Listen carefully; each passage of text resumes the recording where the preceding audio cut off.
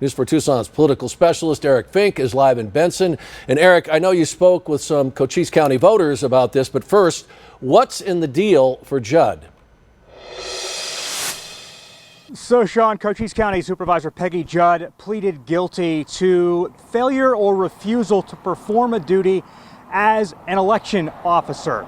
You may remember that this all stemmed from Judd and fellow Republican Tom Crosby pushing baseless claims about voting machines when they refused to certify the general election results back in November of 2022. So as part of her plea, Judd will get 90 days unsupervised probation and pay a $500 fine. So let's take you back 2 years ago when Judd and fellow Republican Tom Crosby violated state law when they refused to canvass Cochise County's general election, citing concerns about voting machines without any evidence. The refusal resulted in a delay, and the state of Arizona sued. Now, a short time ago, we spoke to Arizona Attorney General Chris Mays about this development.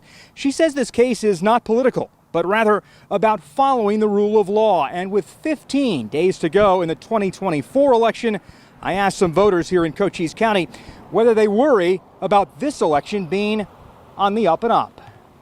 We enforce the law regardless of what letter somebody has behind their name. So, my office has prosecuted Democrats, we've prosecuted Republicans.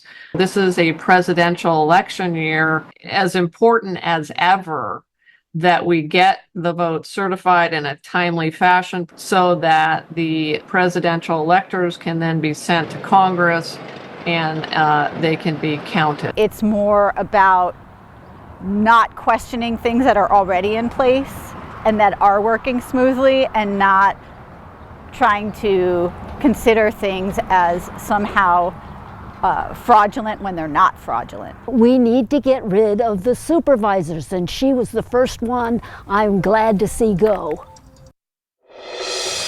Now, the 62-year-old Judd will not be seeking re-election, and she will leave the Board of Supervisors in January. I reached out to her earlier today. I did not hear back. However, Supervisor Tom Crosby's case is ongoing. And remember, all of Arizona's 15 counties up and down the state must certify election results by November 25th. That's 20 days after the election. Live tonight in Benson, I'm Eric Fink, News 4 Tucson. Thank you, Eric. University